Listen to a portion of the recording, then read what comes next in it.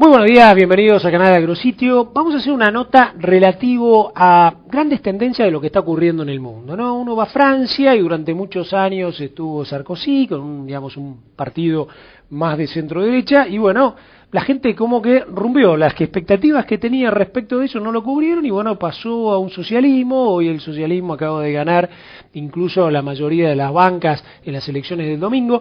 El mundo, digamos, oscila, por lo general está como buscando el medio. El caso de Grecia parecía muy fuerte, un partido radical de izquierda, sin embargo la gente se volcó al centro, buscó un partido moderado que no quería salir del área del euro y todo lo que en ese momento había significado la Unión Europea. Digo todo esto porque es importante ver por dónde pasa el mundo. Uno no es ajeno al mundo, la Argentina está metida en el mundo, le guste o no le guste, a veces nos damos vuelta a la cara, no miramos el mundo nos agarra los pelos, nos pone de nuevo, nos dice, no, mira, vos sos parte. Y en la Argentina, a partir del 2003, vino una experiencia que podríamos llamar progresista, que no empezó tan así, después empezó siendo, va bien, etcétera. Y la realidad es que es una experiencia que ha mostrado que el modelo tal como se vio se va a ir agotando, es algo como que está fallando entre distribuir y generación de ingresos. Bueno, ahora estamos con Gonzalo Bluson. Gonzalo Bluson es presidente del Partido Liberal Libertario, un tipo joven, alguien que está, digamos, apareciendo como una figura joven de algo que es distinto, que era, digamos, la mirada de el concepto del liberal, del libertario, de aquel que quería de repente tener una estructura de libertad en todas las cosas y no estar acotado. Bueno, bienvenido Gonzalo, un gusto tenerte acá. Muchas gracias. Y la primera pregunta tiene que ver con algo bien disruptivo que ustedes hicieron, que yo diría es bien rebelde, bien progresista, entre comillas, ¿no? Que ustedes salieron y dijeron, muchachos, Vox Populi, Vox Dei, lo dijo la presidenta en algún momento, la voz del pueblo, la voz de Dios. Y el pueblo decía, a ver, hay un dólar que quieren que yo lo venda a 4.60, ¿por qué voy a perder plata si Gonzalo me lo quiere comprar a 5.90, 5.80, etcétera, etcétera? Eso que se perdió como libertad, porque se prohibió totalmente que vos y yo hagamos este tipo de transacción, ustedes salieron y desafiaron, se fueron al microcentro y dijeron, ¿quién quiere un dólar? A ver si me lo compran a 4.60, etcétera. ¿Cómo te fue con eso?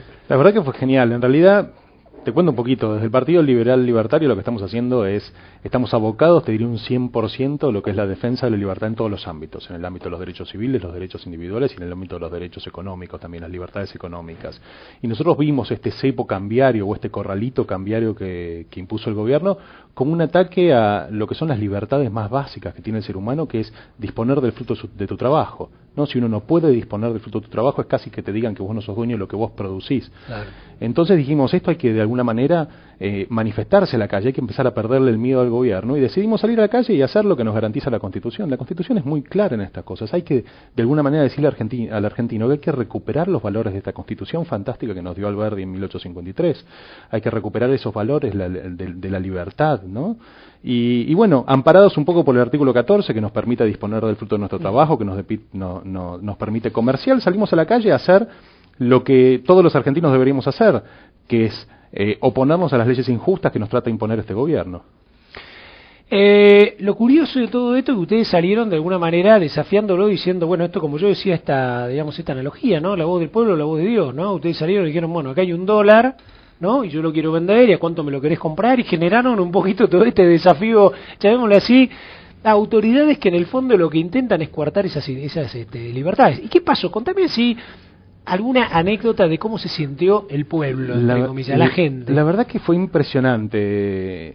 Yo no esperaba, nosotros habíamos hecho una convocatoria muy amplia dentro de nuestros seguidores y sabíamos que iba a haber mucha gente, pero no sabíamos cómo iba a reaccionar la persona normal, la que Aníbal Fernández dice, repite la palabra de Perón de quién vio un dólar. Claro. Y la verdad que esa es la gente que se acercó. A mí me sorprendió, salvo muy pocas excepciones que vinieron a criticar, que era gente muy aliada con el gobierno que vino a gritar, pero fueron los menos, gente, el barrendero de la cuadra que se acercó a comprar un dólar.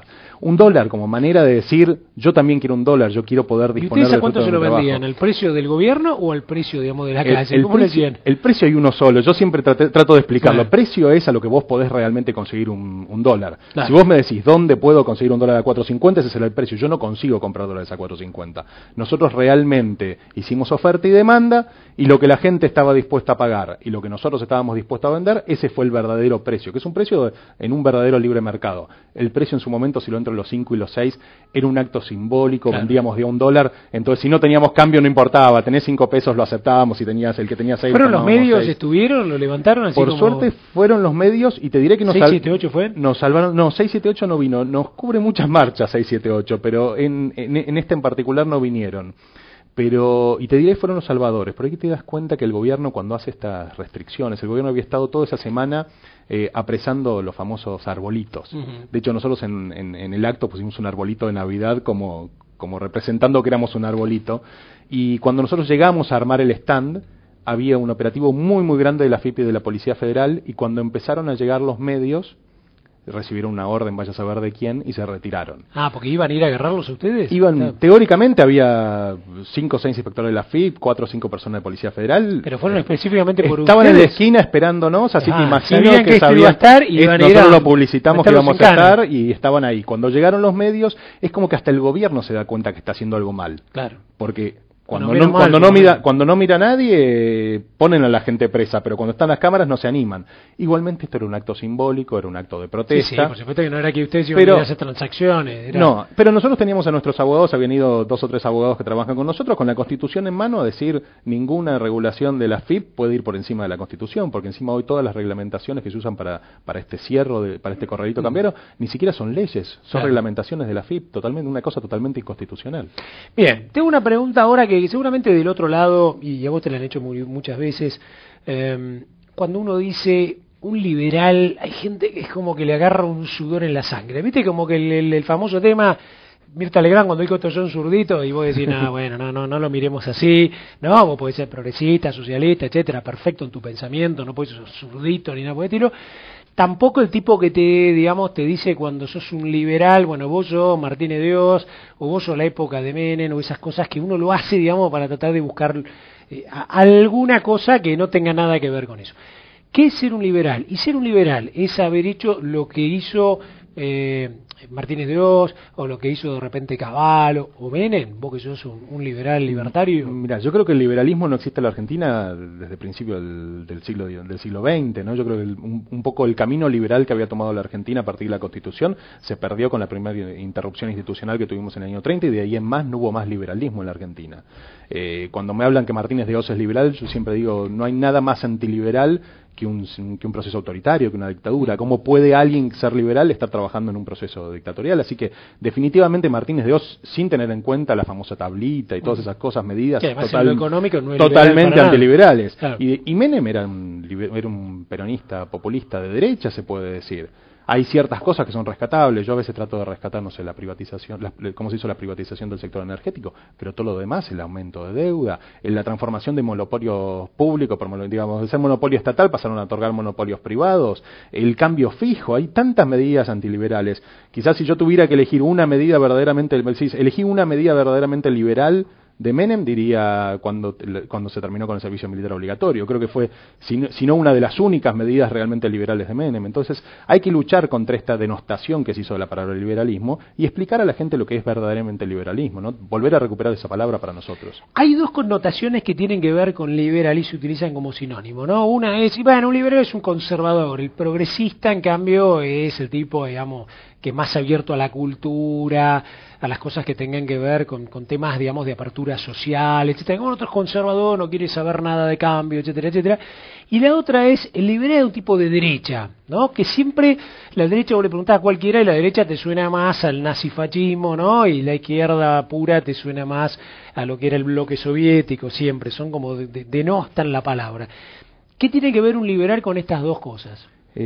Yo creo que primero es un error hablar de izquierda y derecha, ¿no? Porque el comunismo es tan cercano al fascismo que ponerlos en puntas opuestas como que no tiene mucho sentido. Nosotros tratamos de hablar de la diferencia entre libertad y autoritarismo, ¿no? Entonces quizás compartimos con la gente de izquierda un montón de valores dentro de las libertades civiles, la libertad de expresión, las libertades políticas, un montón de cosas, y compartimos con la derecha las libertades económicas de alguna manera, pero nosotros no somos ni de izquierda ni de derecha, somos liberales, es algo totalmente distinto. Hay que agregarle quizás un eje más a esa clasificación de izquierda y derecha, ¿no? Que es este eje que yo te hablo de autoritario y pro libertad. Nosotros vemos la libertad como algo inescindible. A veces cuando la izquierda dice yo quiero que por ponerte un ejemplo muy burdo, yo quiero que haya libertad de inmigración, ¿no? Están a favor de que la gente que quiera venir a la Argentina puede entrar, pero que no entren los bienes, y son proteccionistas, ¿no? Toma la libertad como yo quiero ser un poquito libre en esto, pero en esto no. Y la derecha también hace lo mismo, yo quiero libertad económica, pero no quiero que entren los inmigrantes, ¿no? Son esas cosas, los liberales no podemos dividir la libertad. La libertad es una sola, o sos libre o no lo sos. Entonces nosotros tomamos algunas cosas de la izquierda, tomamos algunas cosas de la derecha, pero siempre en pro libertad. Nosotros vemos la libertad como algo que es un bien que hay que conseguir. Hay algo claro en todo esto que es, viste cuando uno dice, bueno, dame la experiencia, ¿no? Acá estuvo, digamos, uno que fue candidato a vicepresidente de un partido, el Partido Obrero, y resulta que él, claro, contaba, bueno, a ver, movimiento socialista de los trabajadores, ¿no? Entonces, claro, era un concepto interesante, pero era muy utópico, porque era como que, a ver, la gente trabajaba 5 horas, el resto lo dedicamos a la expansión. Entonces vos decís, bueno, y el que trabaja más, porque si vos querés trabajar 12, vas a ganar el doble que yo, a lo mejor, o no. Y entonces con eso va a crear desigualdad. Entonces no, todos estamos como nivelados de esta manera. Y si hay un país que produce más, no, porque esto en realidad requiere del mundo que todos pensemos igual. La realidad es que cuando uno miraba ese modelo, por lo menos lo que yo interpreté, era como bastante utópico, ¿no? Cuando uno lo mira desde el liberalismo, ¿es posible o a la larga el liberalismo termina mezclándose con ideas que intentan ir a ese purismo pero que terminan de alguna manera enganchados en los status quo que tienen las economías y los países y terminan siendo algo híbrido en medio de todo eso? Yo creo que la libertad es algo que se puede conseguir. De hecho, creo que la libertad es popular y por eso la gente está aceptándonos cada vez más. Y que realmente, como vos decías, creo que una utopía es pensar que alguien puede gobernar 40 millones de vidas. Eso es una utopía.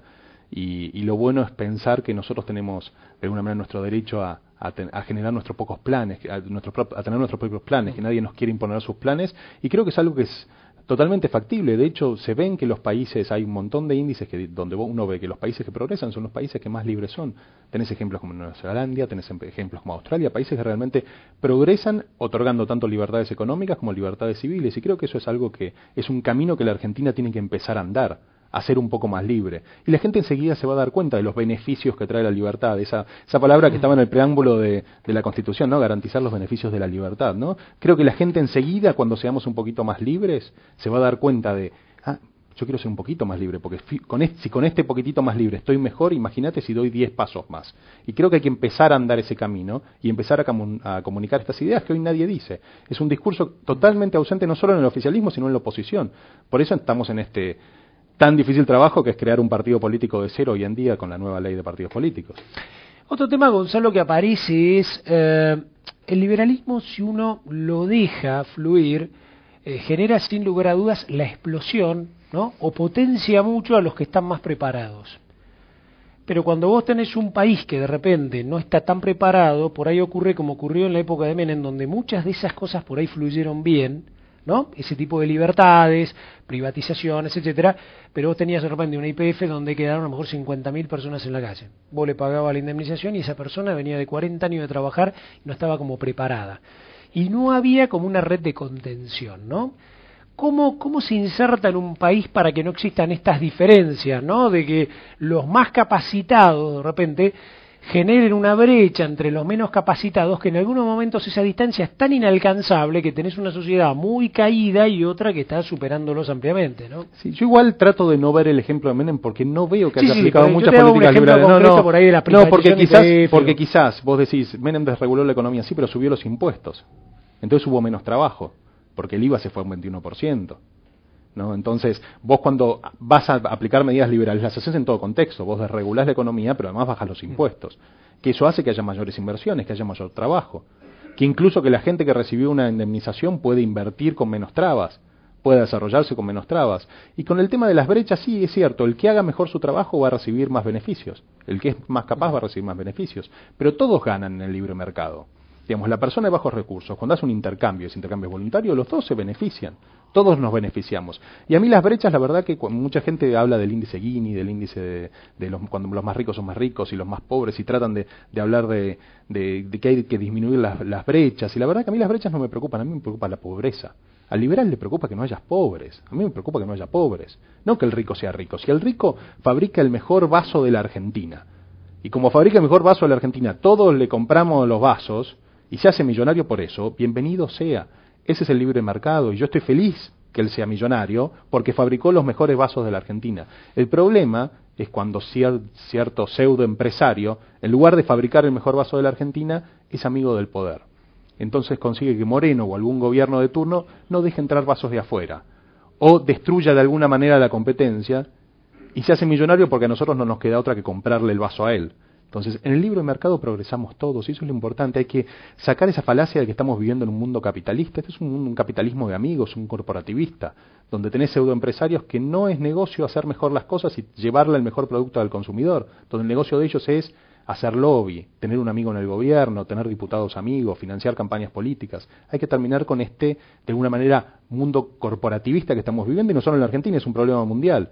Y hay que ir hacia el verdadero libre mercado, hasta las interacciones voluntarias, donde los políticos no puedan interferir y otorgar beneficios a un amigo o a alguien que quieran obtener algo a cambio, algún sobre por abajo de una mesa. Gonzalo, si hay algo interesante es cuando todos de alguna manera nos involucramos, ¿no? Y la realidad es que me encantaba que estuvieras acá, un tipo joven, que se involucra, que además tiene que no es que vos tenés una herencia enorme, sino que tenés que trabajar en el día a día, y estás y tenés tu empresa. Y ¿cómo ves evolucionar este partido liberal libertario en el sentido de te está dando sorpresas de que haya más gente que por ahí lo escuche? Bueno, digamos, mucha gente lo va a escuchar acá del sector de agroindustrial y del campo.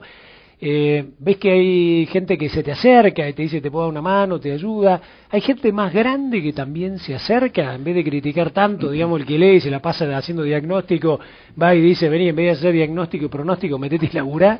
La verdad que, sobre todo en los últimos meses, crecimos muchísimo. Nosotros en este momento estamos ante la justicia electoral con el trámite, como somos un partido en formación, estamos terminando el trámite. En este momento tenemos que conseguir 4.000 afiliados para poder presentarnos en elecciones en el 2013 acá en Buenos Aires. Y la verdad que la gente que se acercó a partir de los distintos actos que estamos haciendo es impresionante. Gente con unas ganas de trabajar.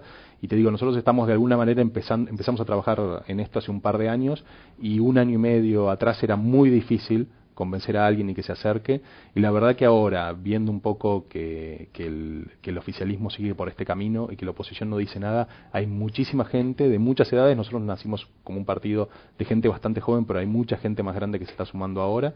El sábado tuvimos una pequeña reunión introductoria para la gente que quiere sumarse, y la verdad que explotó el lugar, teníamos gente parados por todos lados. La verdad que fue algo que realmente no esperábamos, y me da mucha más esperanza. Si vos me decías hace un año cómo ves este proyecto, yo lo veía difícil, y era difícil remarlo. Hoy en día creo que realmente vamos a poder tener nuestra lista en el 2013. Yo por primera vez voy a dejar de votar por el menos peor, y eso es lo que me pone muy contento. La verdad que si me decís por qué decidiste entrar quizás de grande, yo tengo 37, empecé hace 2 años con esto, ¿por qué de grande decidiste recién involucrarte en política? Era porque estaba harto de votar por el menos peor, y quería por primera vez en mi vida votar porque yo quiero. Y creo que en eso se suma mucha gente, en las ganas de decir basta de votar siempre por el menos peor. Que tengamos por primera vez en nuestra vida la posibilidad de votar por un liberal, por alguien que realmente defiende ideas y no defienda personas. Gonzalo Bluson, presidente del Partido Liberal Libertario, y esta nota que queríamos transmitirle a usted, nos parecía que que alguien joven, con un grupo de gente, etcétera, se animara a salir, se animara a desafiar justamente aquellas cosas que atentan contra el progresismo, contra la libertad, aquellas cosas que se sabe que están mal, pero no se pueden mostrar que están mal, y eso no acerca transparencia, no ayuda. Más allá de todo, lo importante en una democracia es que exista gente joven, con ganas, que rema solo, sin la plata de sus impuestos, pagándola a él y con el esfuerzo de muchos otros. Y usted es el que decide. A Gonzalo lo vamos a seguir invitando para que nos siga contando estas cosas. Gracias, Gonzalo. Muchísimas gracias. Gracias.